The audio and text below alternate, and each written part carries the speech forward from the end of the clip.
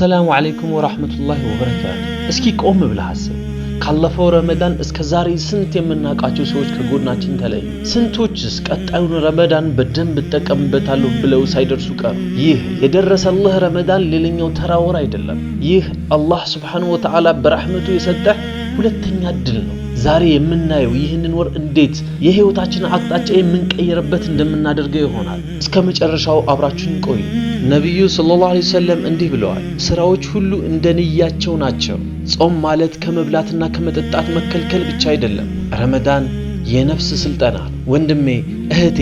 ጾምን ከመጀመርሽ በፊት ራስሽን ጠይቂ ለምንድነው የምጾመው እንደ ልማድ ረመዳን ስለደረሰ ብቻ ነው ወይስ አላህን ፍራቻ ተቅዋን ለማግኘት ንያህን አድስ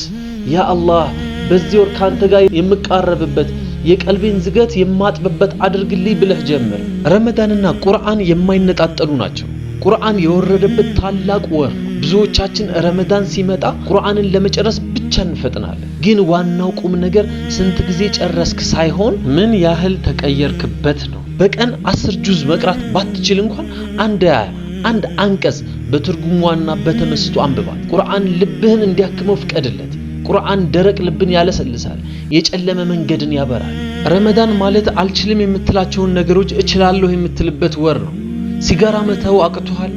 ፊልም ሱስ ሆኖብሻል ወሬና ውሸት አለቅ ብሎሃል ሰይጣን የታሰረበት ወር ነው ጥላተ ደካማ በሆነበት በዚህ ሰዓት ነፍስህን አሸንፋል ዛሬ ካልተውከው መቼ ልትተወው ነው ረመዳን አሮጌውንና ኃጢያተኛውን ማንነት ቀብረህ አዲሱንና ንጹህ ማንነትን የምትወልድበት ፋብሪካ ነው ውድ ወንድሞቼና እህቶቼ ጊዜው እየነጎደ ነው ይህ ወር እንደ ጤዛ ረግፎ ሳይጠፋ እንጠቀምበት አላህ ጾማቸውን ተቀብሎ ከእሳት ነፃ ከሚያረጋቸው ባሮች ያድርገን ይህ ቪዲዮ ለሌሎችም እንዲደርስ ላይክ እና ሼር አድርጉት በዱዓችሁ አትርሱኝ ወሰላሙ አለይኩም ወራህመቱላሂ ወበረካቱ